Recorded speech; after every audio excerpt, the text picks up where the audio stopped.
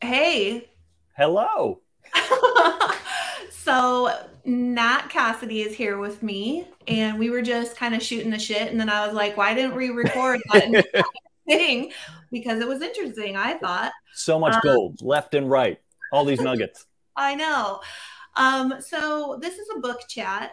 If you are new to the book chats, I've only done a couple. I did one with Christopher Buehlman where we talked about Rosemary's Baby, which, phew, if you have not read Rosemary's Baby, it is like a masterclass. And then I did The Return by Rachel Harrison with um, Daniel Kraus. Daniel Kraus. here's that shimmy I'm going to do. Daniel Kraus. And now I'm doing another book chat with my special guest today, Nat Cassidy. And we're doing, what is that book you are holding up? The Missing by The Sarah Missing Langan. by Sarah Langan. Yeah. So this is really cool. The book chats totally happen organically, I have found. Like, I'll just say that I'm going to read something, or an author will say that they're going to read something, and it's something that was on my radar, and then we just wind up reading it kind of together.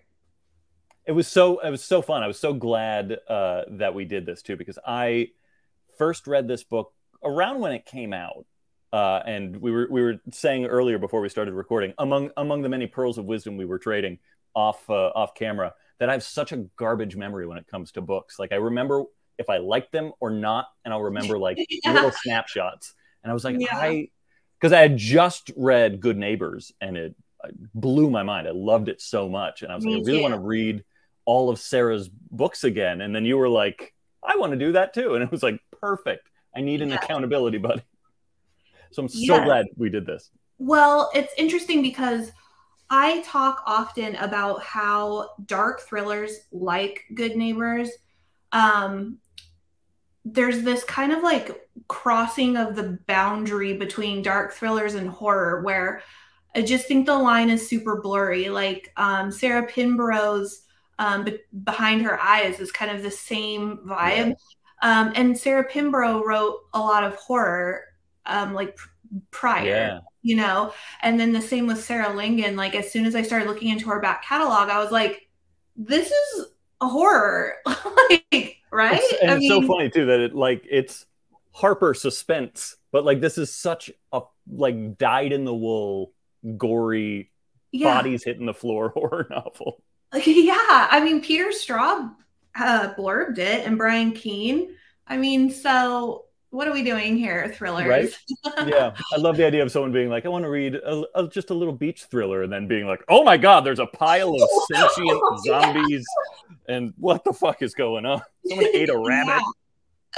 I know. I thought the same thing. I was just like, I can imagine a bunch of people like picking this up thinking it was just going to be some kind of innocuous, bingy thriller, and then being like, holy shit is hitting the fan here. But yeah, so this is like a 2000s novel. Am I right? I meant to check that again, because I was like, what year did this come out? 2007. I mean, look at the copy. Look how old school. Like, why does it looks like a 1980s? It really does. I love it's like been in the sun. Mine meanwhile is immaculate for some reason. Oh wow. Like, where did you pick yours up? I got mine, I think I got it online years ago, and I've read it. I just recently read it, but yeah, it's so well bound. Like, it's beautiful. Weirdly, all of my Langan books, I have her whole collection, and for some reason, she's the most immaculate copy. You can see I have so many like used bookstore. Well, do you crack your spines? I don't. Okay, I'm very delicate. That's why. Here's what I do. Like, I open it like this, and then I set it down on my table, and I go. I love it. It's dominant. It's like, you are mine book. Yeah, I want it to kind of lay open like this.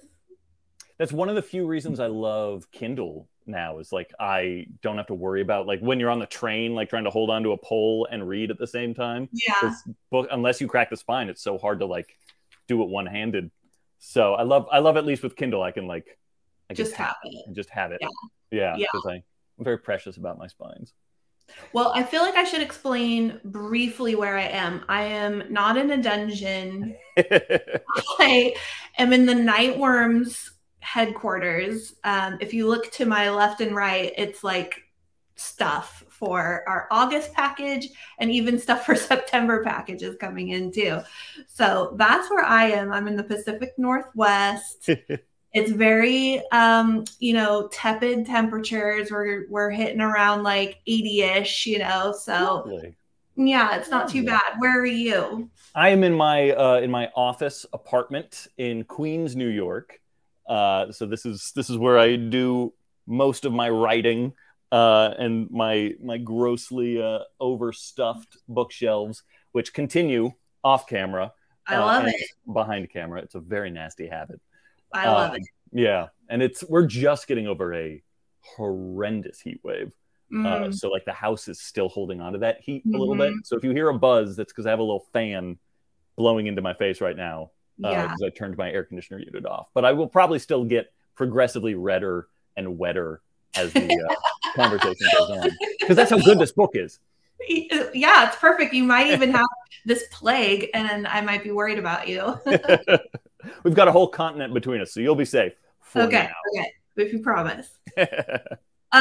So we're going to set early expectations here for viewers of this video and let you know that we both feel, Nat and I, that this book is like 20 something years old. And if you haven't read it, like, you might want to just turn this book chat off and get on it, because it's been around long enough for you to have heard and read it. Even though it's both, well, it's my first time, it's not Nat's first time. But we're going to totally get into spoiler territory. So, because we just kind of figure, like, if you haven't read it, you probably should just go in on your own with that. Yeah, totally. And I mean, it won the Bram Stoker for best horror novel. So what are you waiting for? Go get on it. Oh, I didn't know that. Where did you hear that? Yeah, well, actually, you know what? I think I'm right, because Sarah has won it twice. She won it once for, I think, The Missing, and once for Audrey's Door. She's a rare, like, two-timer. Yeah, I think it was for The Missing. Her other book that predates The Missing is called The Keeper. And so it's just similar enough a title that I might be mistaking the two, but I think it was for The Missing.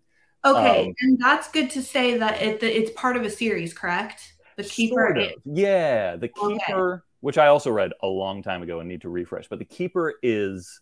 So The Missing takes place in Corpus Christi, which is this affluent town in Maine, and that's like the rich sort of right side of the tracks. And The Keeper takes place in Bedford, which is like the poorer town.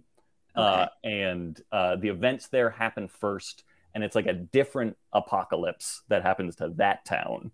And yeah, like, if I remember correctly, there are a few references in The Missing to, like, the thing that happened in Bedford, and there's like graffiti on the wall when a field trip goes there. That's basically all referring to The Keeper, and that's so you don't, like, actually need to know anything to read The Missing. Yeah, that's the cool part. It is kind of standalone, because I had seen that this was book 2, and I was a little bit worried about it, but then I realized, no, you can kind of just read this, because I didn't feel like I was missing anything. Yeah, they're very, like, sealed off from each other, it seems, which is kind of cool, because, like, again, like, one is so much more blue collar and working class, and The Missing is so much more like, we're a hospital town with a bunch of rich, affluent people, and we're all like, they even, like, reference how Bedford is like a ghost town now, and nobody really seems to care. So it's like, oh yeah, that town. Like, oh, poor Bedford. Oh, how gauche. That's funny. Well, I wanted to draw attention to the fact as well that it was interesting reading about this plague as we are kind of going through. I mean, you can't read like a virus kind of plaguey kind of apocalyptic book without thinking of current situations. Right. Yeah. I was really struck by that too. Yeah. So the funny thing, I read Paul Tremblay's book about I'm like drawing blanks like all day today. I have like brain fried. It is Friday and it has been a hell of a week. You know So what I'm I talking hear about, you. the Paul Tremblay book that Yeah, Survivor Song. Survivor Song. I read that in February of 2020 and then March and I was like, is Paul Tremblay some sort of weird prophet? Like that was a trip. Yeah, I also am a screenwriter and television script writer, and I have a pilot right now that is being shopped around. That is, it takes place 7 years after a pandemic almost ended the world, and I Oh. wrote that in January of 2020. So Oh, the way we pitch it now is a lot different than it was when it was like, oh, what a fun idea. Now it's like, holy shit, oh good. this is too real. Yeah, Yeah. exactly. Yeah, so I was kind of like struck by that timing of reading Yeah, yeah, it this hits novel. real different. And like an interesting thing about it too, I found was that, and there's another thing we were kind of talking about before we hit record, but like we say we're there are no restraints on spoilers, but like it in a way, there's not so much a plot to this book as it is just kind of a series of vignettes showing this town just absolutely decaying because of this weird, almost nebulous plague that's Yeah, like zombie-ish, but also still kind of sentient, but also like a hive mind. And like there's the evil is almost less important than the act of decay that we watch happen to this community. So like you don't even get the comfort of like a Salem's Lot of like we're gonna kill the vampire, we're gonna get Barlow and Straker. It's like no, we're yeah, just gonna sit and watch this town completely fall apart while we're sitting here in our post pandemic world, just being like, yeah, right. it's just vibes. It's just deadly, deadly vibes. Yeah, it totally gave me like old school Stephen King, like you referenced Salem's Lot. And then right before, when we were talking, I was like, it gave me kind of like Tommy Knockers vibes in the sense that it's like when it starts out, it's kind of like, oh, what is this thing in this person's yard? And then it kind of starts spiraling. And then these vignettes of different people, and you go back and forth between different narratives with different people groups. Sort of like Swan Song by Robert McCammon too. Yeah, It just is like you follow a group of people and a certain storyline, and pretty soon they start intersecting in like these crazy ways. And that's what this book is like too. So if you're a reader who likes that sort of setup, that this is definitely in that wheelhouse. yeah, yeah. It's so many. Well, I say so many, and then the more I think about it, it's small. It's a small cast of characters, but it is very much an ensemble piece. Like Yeah, you don't even really know who the protagonist is, kind of right. until the very end, and even then, it's like a shared protagonist sort of situation. And interesting, like it in a similar way, like it's almost like a not parallel, but lateral move to like Needful Things too, Mm-hmm. which is interesting because let me ask you a question. Do you look at this at all as satirical or as a satire? Because there's part of me that looks at this as like a dark comedy, similar to Good Neighbors, actually, which for some reason I'm pointing to over here because that's where my copy of Good Neighbors is. Just to help you guys place where my gesticulation goes. So here we have The Missing. Here we have Good Neighbors. But like similarly, like there is a really fascinating to me, like dark comedy going throughout The Missing, where like I don't necessarily look at Sarah as like a punk rock writer, but I kind of look at her as like a post-punk writer, where it's like Yeah, it's such an affluent town. Everybody has like and it's not even like an industrial rich town. It's a hospital. Like they're not like pumping smoke into the air or anything like that. right. Everyone's a doctor. Everyone's well off. Everyone's comfortable, and they're all such pieces of shit. Like Yes. everyone is so ugly. Like they're live. It's almost like a Robert Crumb painting of like Yes. all these people that are just so their inner lives are so gross. And like it's beautifully written. And so like we're Right. engaged and stuff like that. But yeah, like it's almost satirical in how just nasty everybody is. Yeah, that's funny you should say that because Caitlin Patrick Burke tweeted something this morning about I mean, he was totally making a joke because he was saying like he can't relate to people who don't like unrelatable characters. But this kind of is in the same vein as like Scott Smith's The Ruins, where Yeah. you know, these people are assholes. Like the characters are assholes. You're not investing in them and like, oh, I hope these people survive. Like, I hope that we make it till the end. Like, I'm so emotionally invested. No, it's more just like, I can't wait to see what shit happens to these people.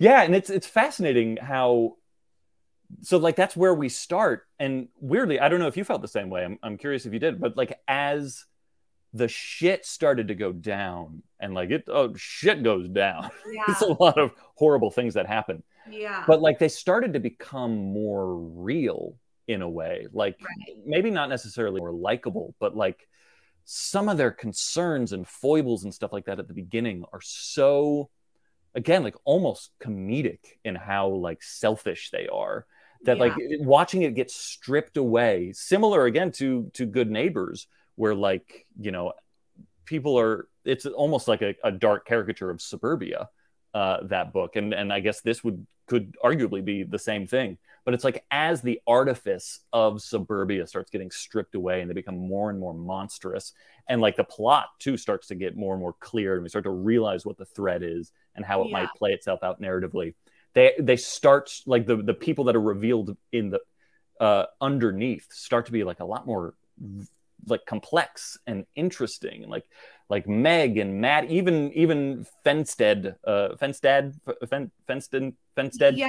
Yeah. Like even he starts to like at least sharper, come into like sharper focus. So it's like I almost wonder like if there's like a meta commentary at play that Sarah's playing with, of like the suburbs makes you this fucking cliche, and then once life starts really coming at you, that's where the true person starts to come out, and like then you're at least like real. You're in hell, but you're real. Yeah. That totally makes so much sense to me. Seriously. Like I think that is definitely unlocking, like as you're talking, I'm thinking about like even in the beginning, the teacher who is orchestrating this or like leading or responsible for this field trip with all these students, and that horrible child gets, you know, lost out in the woods, and her main concern is how this is going to reflect on her image. Right. She's like, shit, I lost a child. She's not worried about the child. She's more just, I mean, and the child was rotten. Like, and that was fun. Like, that was so fun. But yeah, she's like really concerned with how this is going to play out for her. She's like, I just went through a breakup. I can't deal with one more thing. Yeah. Oh, it's awful. Even the name of the town, like Corpus, like it's Corpus. It is a body. So we're like watching this body decay, and it's Corpus Christi. Like it should be like this sanctified holy thing. Yeah. But like the whole point of the book is to just let's see what happens when it just goes to shit. What is the real Corpus that remains? It's I feel like it's got to be intentional somehow. And like I think of Sarah's background too as an environmental. She got her degree in environmental science, if I remember this correctly. Oh, okay. And so like there's so much about earth and corruption, and like it starts with like this awful child like digging a hole in the ground and eating the dirt, and like just this corruption exhales from like the corrupted soil. And again, like Good Neighbors is about like the sinkhole that forms in this suburban cul-de-sac, and like so there seems to be something going on about how like the artifice of suburbia, or arguably religion, if we want to delve into like the Corpus Christi, that element of it, the artifice is so unhealthy and so ripe for infection that like the realness can only exist after like this fever burns through it or something like that. That's my thesis paper that I'm developing in my head right now. Hey, it works for me because Good Neighbors is definitely like why I even like got turned on to wanting to read more of Sarah's work. And then this book kind of reminds me of like, okay, well, she moved into this like thriller territory with that and did this like psychological study of the human behavior. And this one, like you said, is just like, it's not as focused on, you know, developing the psychology of the characters, or you know, a little bit, like you said, in the satirical sense, but also just like, yeah, just taking this kind of on the surface picture of the idyllic town, and then just peeling back that layer and being like, but when things really start to blow up, like these people are going after each other. I mean, and that's ultimately what happens with when they contract this plague too, is Yeah. they like go at each other, just like good neighbors. Yeah. Boy, do they. Do they? No. Oh. I'm curious, are there, because it's such a vignette novel, are there moments that stick out? Like, what do you think you're going to remember 5 years from now from The Missing, stipulating that we both have such bad memories when it comes to books? Yeah, I do really have a bad memory, but what sticks out to me is like signposts for subgenres and kind of tropes that people enjoy. So like when I'm recommending books to people, like Ashley and I do these TikTok videos where we'll be like, here's 10 you know, books about being out in the woods that you would enjoy. This is definitely a book that deals with the woods. It has a creepy child in it, because people do like to read about creepy children. It has like zombie style themes in it. Definitely when people contract the plague, they start acting very rabid. And there's a female protagonist in it. So that's always fun, because a lot of times, like, especially in like horror between like 1980 and the 2000s, it seems very man-centric. So there's some female protagonists in here. I would caution people who have like sensitivity about animals. There's a lot of animal stuff in here. There's a lot of it. If you like rabbits, maybe stay away. Just a little content warning there. Let's see, what else? Oh, like, you know, unsympathetic, kind of like, you know, asshole, unrelatable, unlikable characters. Like, those are fun, I think. So yeah, I would just definitely recommend this for people who enjoy all of those. Totally. Things. Yeah. That is, I love that. I love that your memory focuses on like how to recommend this book to other people. Yeah. It's so wonderful. Yeah. Yeah. I feel like I'm going to remember, especially now that I've gone through it twice, and like, you know, certain plotty details might disappear, but I feel like I'm always going to remember now the sentient pile of bodies. Yes. For some reason, the image of was it Meg, I think, who for all intents and purposes becomes our protagonist. Is she the librarian? Yeah, she's a librarian. Okay. Yeah. That scene, her scenes are very memorable. Yeah, especially when she had to whip the homeless man with a bike chain. Yeah. Like, for some reason, that casually telling her husband. Yeah. Her husband fucking sucks too. Yes, like I want to remember him, because yeah, he was such a drip. Like he was just such a therapist drip. Yes. Judging his patients. I loved that his most neurotic patient too. This is a big spoiler, but we warned you.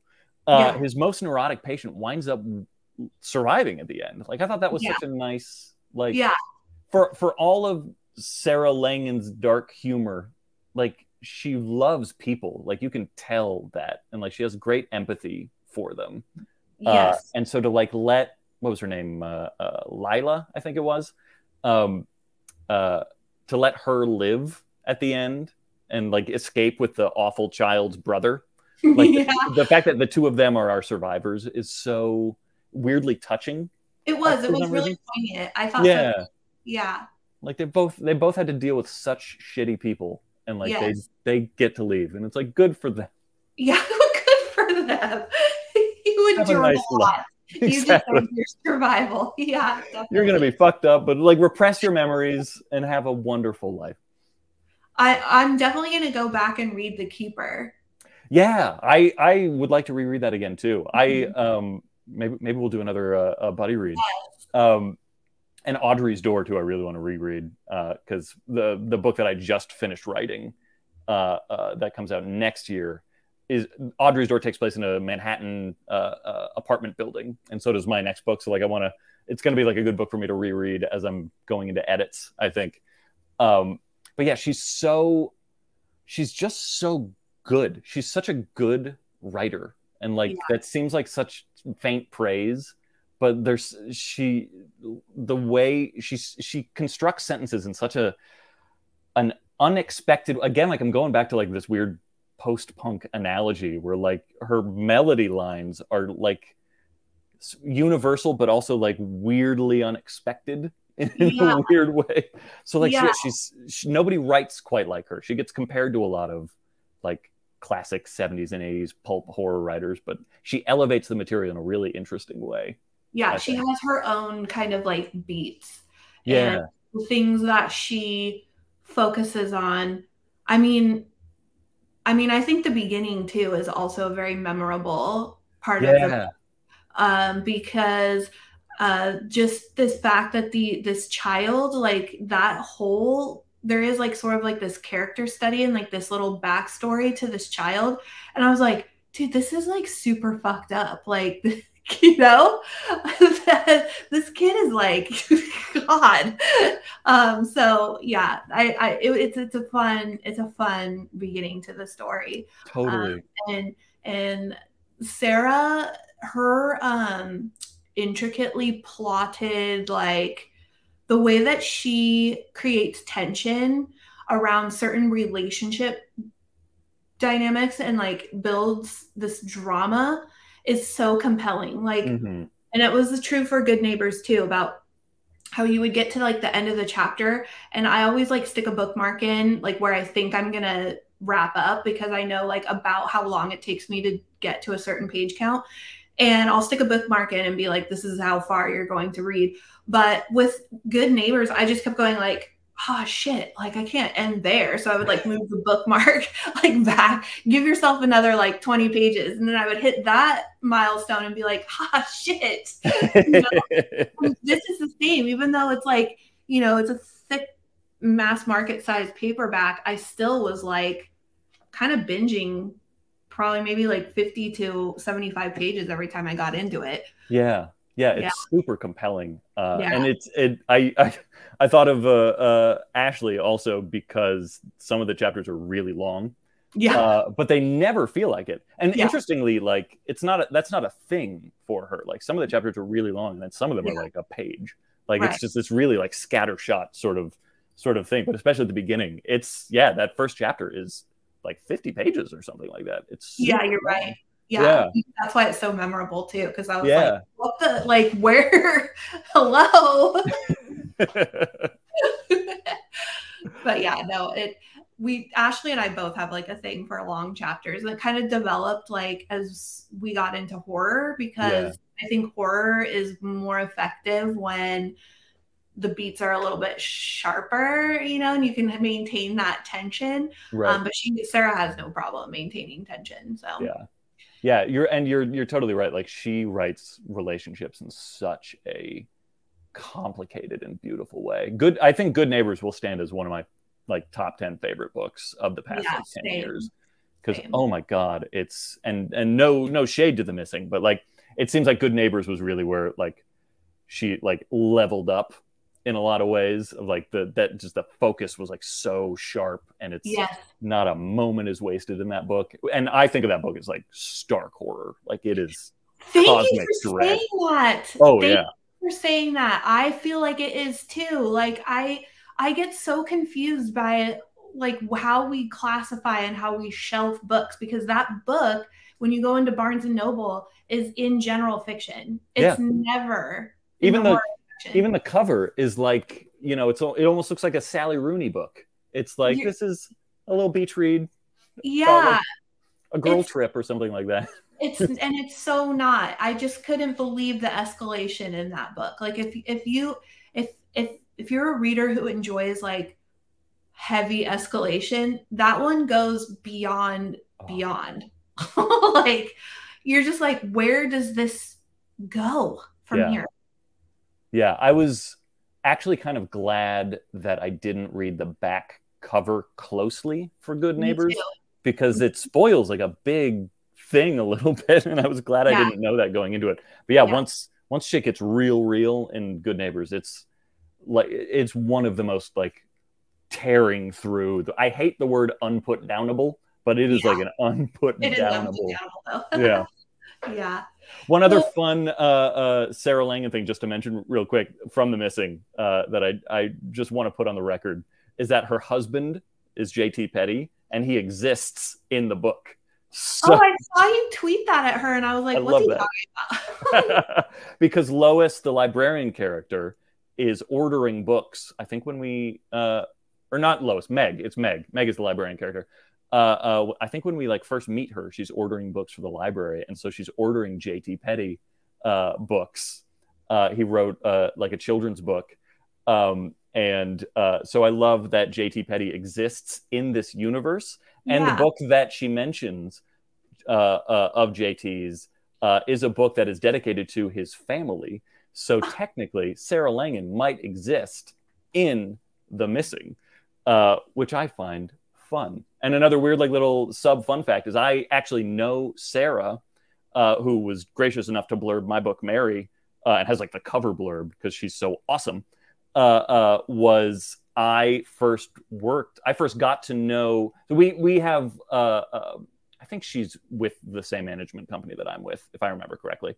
I believe she is, but JT definitely is. And I first got to know the management company that I'm with for like screenwriting and stuff like that, because as an actor, I was in a pilot written by JT Petty. So I first got to know JT through that, which was a werewolf pilot based on a graphic novel that he wrote. So it's all just interconnected. That is like the coolest, like, and then this, and then this, and then this. I love that. That's awesome. And I'm glad you brought up Mary, because that just came out, correct? It did. Yes. Yes. It's such like a warm reception in the horror community too. Kind of see it there. Yeah. I know. I should have brought it downstairs. I haven't read it yet, but I'm dying to jump into it, because the stuff that people are saying about it is everything that I want out of a horror read. Like, and people are being really cool about not being spoilery, but like, if you're on Goodreads and you're following like a certain amount of people, when they do like their reading updates, it'll sometimes pop up into my feed and I'll see it. Yeah. And people's experiences with this book are always like, oh, holy shit, you know, oh my God. I'm like, what? I need to be reading this book right now. Thank you. Yeah, it's blown me away. Like, I'm so gratified for just the response that it's gotten. And again, like, people like at Sarah Langan's fucking stature who have been willing to read it and blurb it blows my mind. We got Eric LaRocca, and we got Jonathan Jans, and we got like Haley Piper, and all these incredible people that like I'm a debut nobody. So like, people are taking a risk reading this thing, and it's not I wouldn't say it's as a Stephen King fan, it's not a long book, but it's not a short book for sure. No. Like it's about the length of Firestarter. That's how I do metrics. Yeah. But yeah, it's not like, it's definitely not a novella. It's not a quick read by a new novelist, and it's a fucking weird book.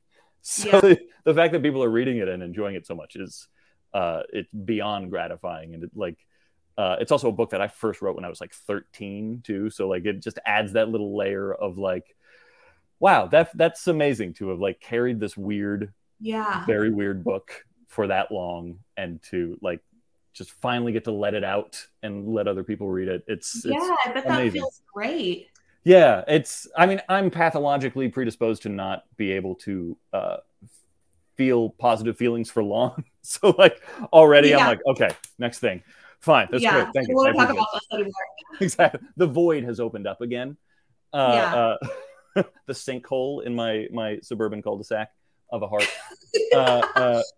but yeah, like I'm very excited for you to read it. I think you'll dig it a lot because it's Yeah, especially after reading your 2 short stories that you submitted to Human Monsters. I mean, I have to say, so during that submission process and during the reading process that we had set up for that to read through the whole pool of stories that we collected, we had a Discord chat where we could all kind of dip in. I mean, the back end of that system, anyways, the submissions portal would collect all the stories, and then as we were reading, we could actually make notes to each other on the story. And so I was seeing notes on your story, and I was kind of like, I'm going to bump this up. Like, these notes are so cryptic. And then we would go into the Discord chat and be like, have you read, XYZ or this or that? And then when your story came in, people were like, whoa, drop everything. Like, go check this out. Oh. So yeah, I'm really excited for people to read that story because I don't think people are prepared now. Yeah. it might pinch some nerves a little bit, I bet. Pinch is a really light word. Yeah. It was that story actually was originally it was a 1-act play that I wrote and has been produced a couple of times, and seeing the effects on stage, it was definitely very notorious. People talked about that play for a long time. Oh my God. Yeah, I can't imagine seeing a live action version of that story. I mean, I actually can, because you did send me photos. You were like, hey, check this out. And I was like, ew. Yeah. I can't wait for people to read it. It's going to be great. I am so excited for this collection because the table of contents is so ridiculously stacked. Like I'm also crazy honored to be in it, but like I'm so excited to read the rest of it that like it's October, right?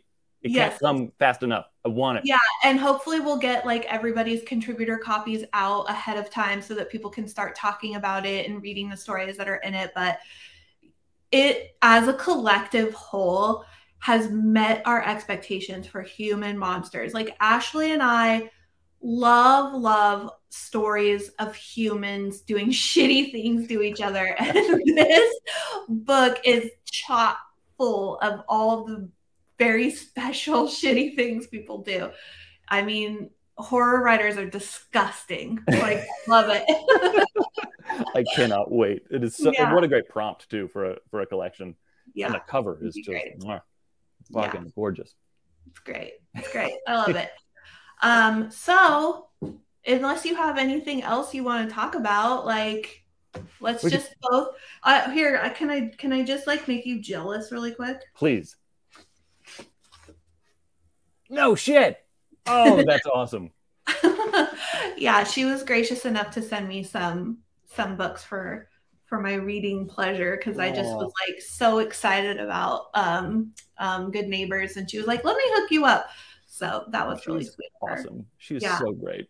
Yeah, big love for Sarah Langan. Hi, Sarah, if you're watching this video. We love you. Thank you for writing stuff. Thank you for telling gross stories. We love you. Talk about Human Monsters. Yeah, like for a book that is about like even both of these, like for books that are about like cosmic, horrible, unnameable things that result in like sentient body piles and you know, like creatures beyond comprehension. Like it's all about the shitty things that people do to each other. Like she's all about response to horror, and not so much about like, here's the monster and here are its rules. It's like, no, here's what people do to each other. I totally agree, and I'm so here for it. So here for it. Big time. She's got a new one coming out, I think, next year. I think Mom's Night Out. I did hear something about that. I can't wait. Very exciting. It sounds super innocent. I'm sure it'll be just a little trivial Mom's Night Out. Yeah, we'll just be drinking Merlot and watching Netflix. Yeah, right. Yeah, that's just, I mean, really quick, like, what is the horror industry even doing to us? Like, we can't keep up. Like, everyone needs to just pause for like 5 fucking minutes so I can read a book. Seriously, like, what the fuck? I know.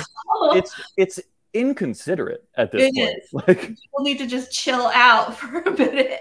everybody take a year off. We got to catch up. Yeah, can we all just catch up on our piles of books and then release some of these great like new ones? Jeez. Yeah, seriously. And Well, then, I specifically for Sarah too, like I want her back catalog to be on Audible soon, because like that's how I tend to catch up. I read like the new stuff oh that I yeah, can't read or yeah. that I can't listen to.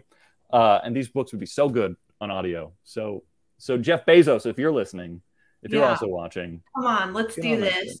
Or like anyone who knows how to do that Matrix thing where we can just plug something into our neck and we're just like, oh, I've read all of Sarah Langan's books. I wonder if our memory would be terrible if we could do that too. Like inject it and then 5 minutes later be like, fuck, What the got hell all the was details that? again. Oh, Awesome. Well, it has been such a pleasure talking to such you. a pleasure. I know we could talk for hours. We really could. We could, but it's dinner time, so Yes. we should wrap it up. Yes, we just stop already. Thank you for joining me today. Thank you for having me. I'm so glad we did this. I'm so glad we read this. I'm so glad as you said, like these book chats are so casual, and so I'm glad that our impromptu, like, you want to talk tonight? Yeah, all right. Sure. Yeah, I'm let's so do glad it. that worked out. Thanks again. And then I'm just going to hit end broadcast, but then you stay put so that I can properly say goodbye. Okay. Thanks, everyone. Bye. Bye.